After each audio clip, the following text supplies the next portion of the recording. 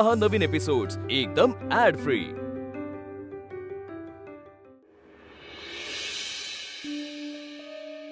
नेत्रा, अगं चल ना माझ्या बरोबर। आई, मी तुला म्हणाले ना नको काळजी करू। देवी आई आहे माझ्या पाठीशी। तू फक्त स्वतःची काळजी घे आणि आबांची काळजी घे आणि परत त्यांना असं एकटं नाही सोडायचं। एकतर हेमा पण नाहीये घरी। नेत्रा,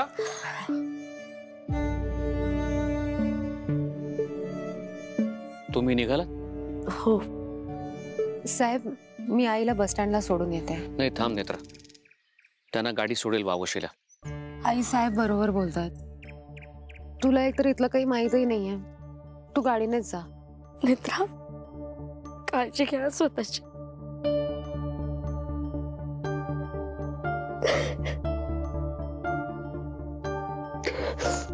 तू पण काळजी घे आणि खूप विचार नको करत बसूस। हा, सगळं ठीक होईल।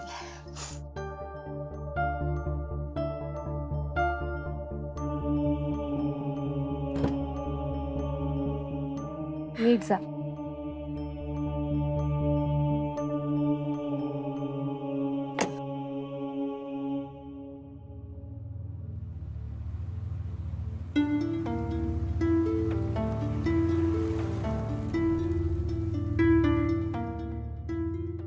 नेत्रा, नाही आता तुझी आई खूपच टेन्शन मध्ये होती, पण ती एकदा शांत झाली की बोल तिच्याशी। तर ते काम करूया, आपणच जाऊन बोलू तुझ्याशी वावशीला। कारण हे प्रकरण खूप गंभीर आहे, त्याकडे दुर्लक्ष करून चालणार नाही। बरं, मी जातोय साईट वरती, तू अद्वैतला घेऊन ऑफिसला जा। साहेब, मला जरा बोलायचंय तुमच्याशी। हा बोल ना।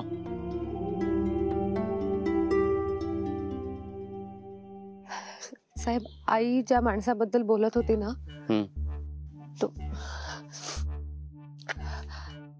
तो मला खात्री आहे की तो माणूस रुपालीबाई साहेबांचा आधीचा नवरा आहे।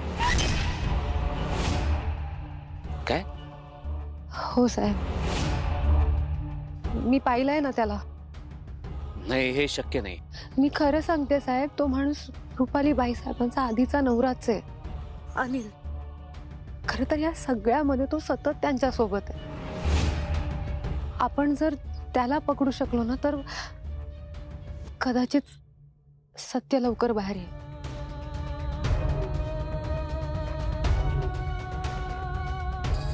आई पोचल्यावर कळव मला।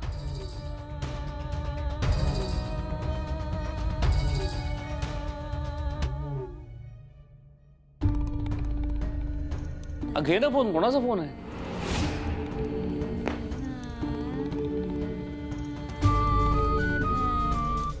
हॅलो रुपाली, रुपाली आवाज येत नाही।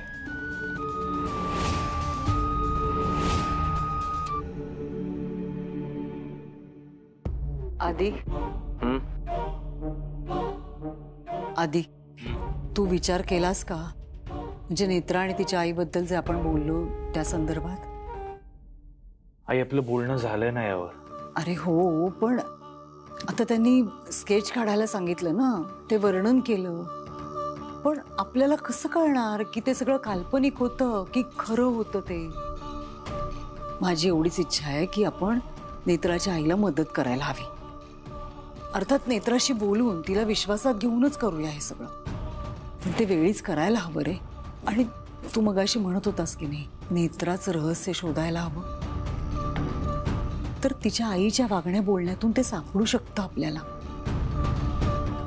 तू एकदा बोल बाबा नेत्राशी, म्हणजे उशीर व्हायला नको। माझी एवढीच इच्छा आहे की आपल्याकडून नेत्राला, तिच्या आईला जमेल तितकी मदत व्हावी।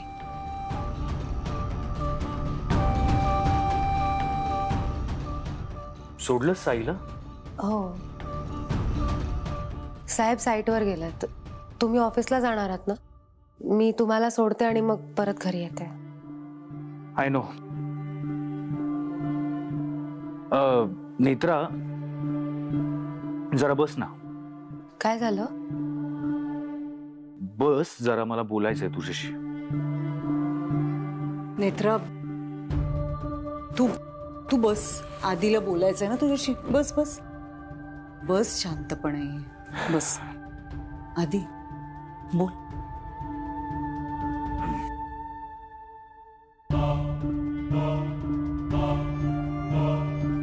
नेत्रासी, आज घरात जे काही झालंय त्याचं तू अजिबात टेन्शन घेऊ नकोस.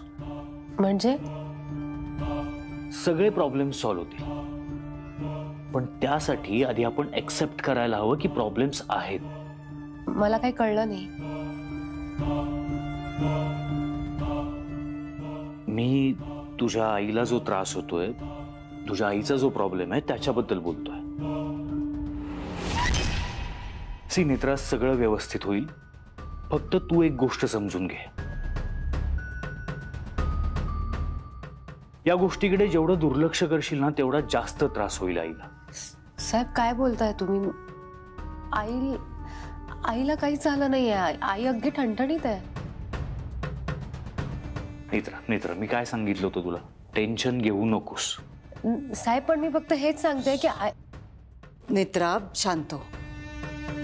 आम्ही तुला जशी मदत करतोय ना तशीच तुझ्या आईला पण करणार आहोत. सगळं व्यवस्थित होईल. तुम्ही काय बोलताय? माझ्या आईला काही झालेलं नाहीये. हो हो हो, नाही, तुझी आई एकदम व्यवस्थित आहे. तू काळजी करू नकोस. साहेब पण तुम्ही तुझी परिस्थिती समजू शकते ग मी नेत्रा. तू काळजी करू नको, सगळं व्यवस्थित होईल. मी कॉफी घेऊन येते तुमच्यासाठी. तू बस शांत हो, चिडू नकोस ना, शांत हो. साहेब बाईसाहेब म्हणतायत तसं काही नाहीये. नेत्रा, आई बरोबर बोलतीये. आई बोलली नाही कोणाला, पण तुझी आई माझ्या आईच्या अंगावर धावून गेली होती. काय? कधी? हो, साहेब असं काहीच झालं नाहीये. आई पूर्ण वेळ माझ्या बरोबर होती. मी बाईसाहेबांशी बोलते. नेत्रा, रिलॅक्स, शांत हो तू. पण साहेब बाईसाहेब म्हणतात. नेत्रा, आपण बोलूया यावर नंतर. मला आत्ता ऑफिसला निघायचंय. रिलॅक्स, आपण बोलूयात. मी आलो चेंज करू. आई मी चेंज करून येतो. कॉफी रेडी ठेव.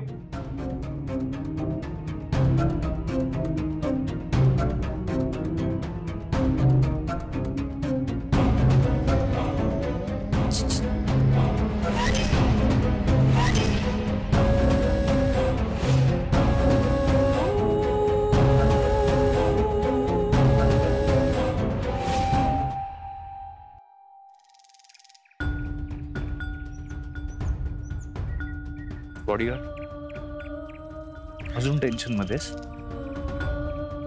भीती वाटते साहेब. कसली? माझ्या घरी जे काही झालंय ते तसं काही परत झालं तर. Bodyguard, relax. मी आजच बोलेन बाबांशी. तुझी आई म्हणतीये तसं खरंच काही झालं असेल तर. खरंच काही घडलं असेल तर म्हणजे? माझी आई खोटं नाही बोलत साहेब. बॉडीगार्ड, मला असं नव्हतं म्हणायचं. सी बॉडीगार्ड, मला एवढंच एक्सपेक्टेड आहे की तू जे काही बोलशील ते मला क्लिअर बोलशील. सी, आणि तुझं काहीच नुकसान होणार नाहीये. उलट मी हेल्प करू शकेन तुझी, तुझ्या आईची सुद्धा. माझी आई काय बेस्ट आहे ना. तिच्या नजरेतून काहीच सुटत नाही. म्हणजे एखाद्याला त्रास होत असेल तरी तो तिला न सांगता समजतो. And that's why I say my mom is the best. पण नेत्रा, आई जे काही बोलली आहे त्याचं तू प्लीज वाईट वाटून घेऊ नकोस. आई तुझ्या भल्यासाठीच बोलती. साहेब पण मी. नेत्रासी, तुझी आई माझ्या आई सोबत जे काही वागली, माझी आई काही चुकीचं वागली नाहीये. तुमची आई खोटं बोलते. माझी आई का खोटं बोलेल? तुमची आई खोटं बोलते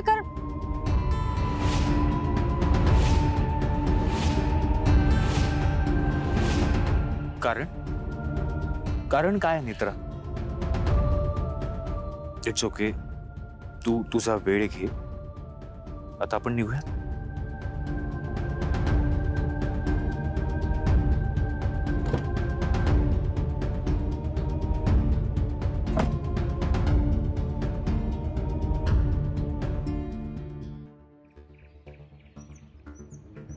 बॉस, काय पण बोला पुन्हा. गावातले आयटम लय भारी असतात. आता या वडापावच घ्या ना. असा वडा शहरात तरी मिळेल का?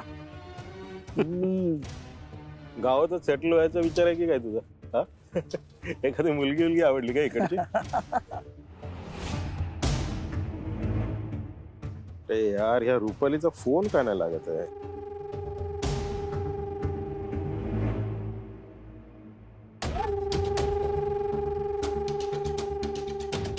साडेसातीची आई आली आहे. ते बघ, हिला तर राजमातेसारखंच पाठवलंय शेखर आणि अद्वैतने.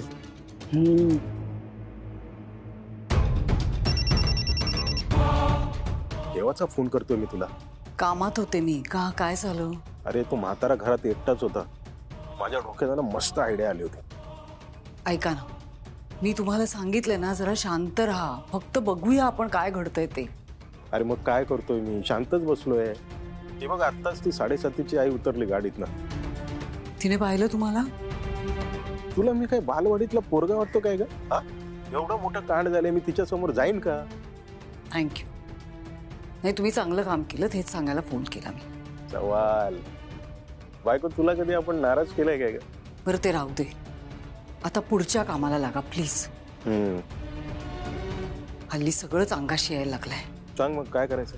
त्रिनयना देवी. आता त्रिनयना देवीकडून माहिती काढावी लागेल. देवीकडून? अहो, म्हणजे त्रिनयना देवीच्या देवळात जा, तिथून काही महत्वाची माहिती हाती लागते का बघा. ते गावाबाहेर देऊळ आहे, माहिती आहे ना? हा, ते मी बघतो.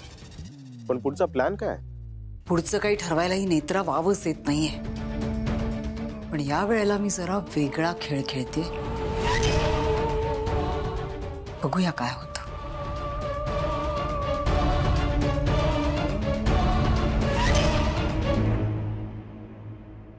मी तुझ्या आईला जो त्रास होतोय, तुझ्या आईचा जो प्रॉब्लेम आहे त्याच्याबद्दल बोलतोय. आम्ही तुला जशी मदत करतोय ना, तशीच तुझ्या आईला पण करणार आहोत. नेत्रा, आई बोलली नाही कोणाला, पण तुझी आई माझ्या आईच्या अंगावर धावून गेली होती.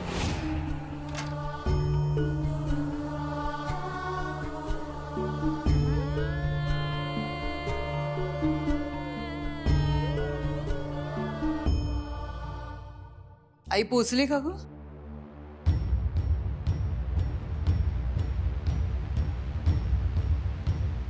म्हणजे सुखरूप पोचल्याचा फोन आला का? काळजी वाटते ग, म्हणून विचारते.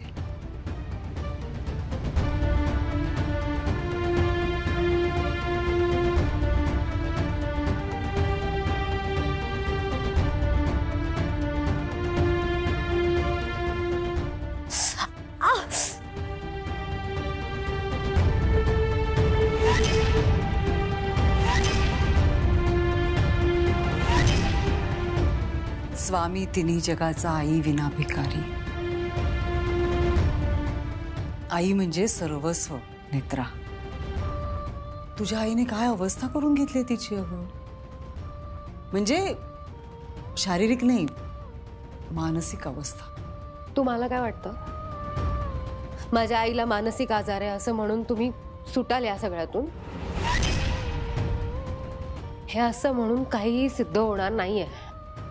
काय सिद्ध होणार नाहीये? सिद्ध काय होणार नाहीये? पण मला काहीच सिद्ध करायचं नाहीये. सिद्ध तुला करायचंय. आणि एक गोष्ट लक्षात ठेव, आयुष्यात काहीही झालं तरी ते तुला शक्य होणार नाहीये. अगदी तुझी त्रिनयना देवी प्रकट झाली ना, तरी सुद्धा नाही.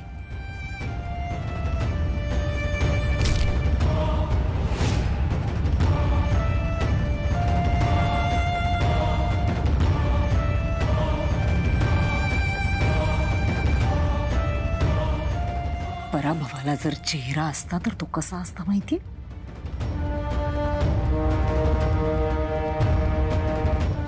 असा.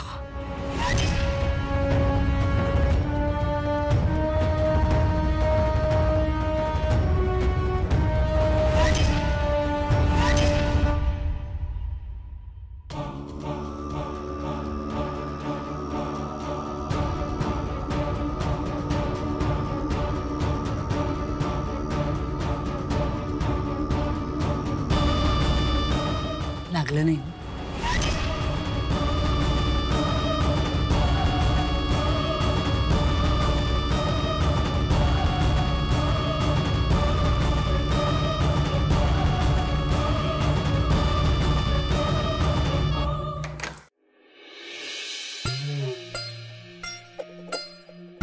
देवी आई,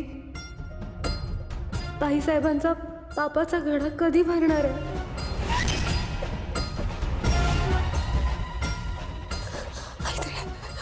हैत्री नैना देवी नमः, हैत्री नैना देवी नमः, हैत्री नैना देवी नमः, हैत्री नैना देवी नमः.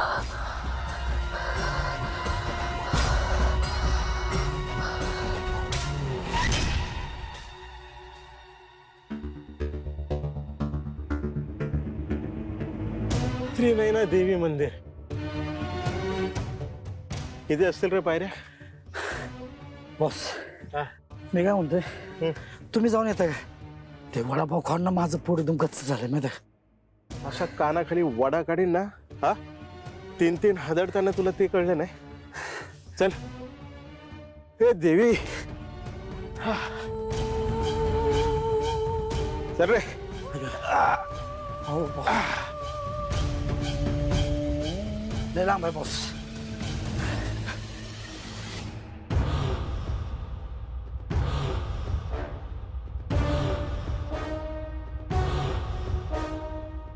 साहेब, आई ज्या माणसाबद्दल बोलत होती ना, मला खात्री आहे की तो माणूस रुपालीबाई साहेबांचा आधीचा नवरा आहे. खरं तर या सगळ्यामध्ये तो सतत त्यांच्या सोबत आहे.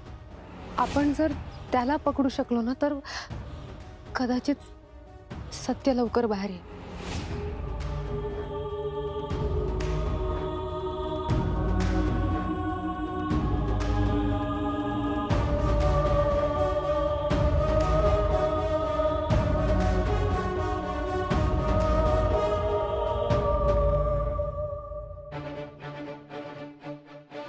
नमस्कार इन्स्पेक्टर साहेब, मी शेखर अयाध्यक्ष बोलतोय. मागे मी तुम्हाला अनिल म्हात्रे या माणसाबद्दल सांगितलं होतं. त्या माणसाचा शोध घ्यायचा होता, काही कळलं? बरं ठीक आहे, लवकरात लवकर कळवा. हो, मी उद्या भेटू शकतो. ठीक आहे, थँक्यू.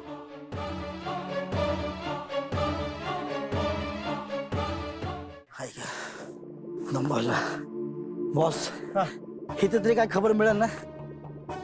हाच तर प्रश्न पडलाय, कसलं वरदान आणि कसलं काय. आता ती काय देवी स्वतः प्रगट होऊन त्या 7.5ची माहिती देणार आहे. सगळा झोल आहे.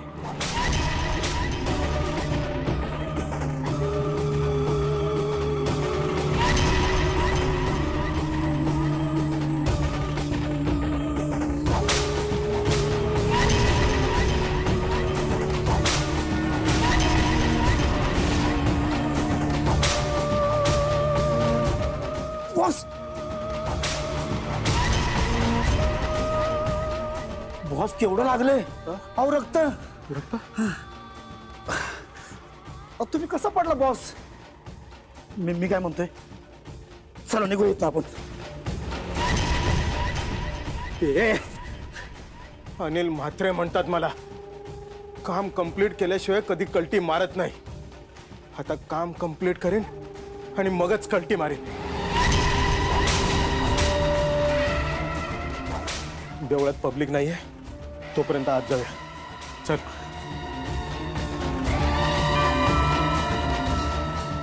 बॉस,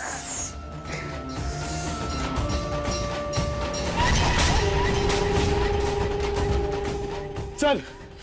बॉस, अरे चल.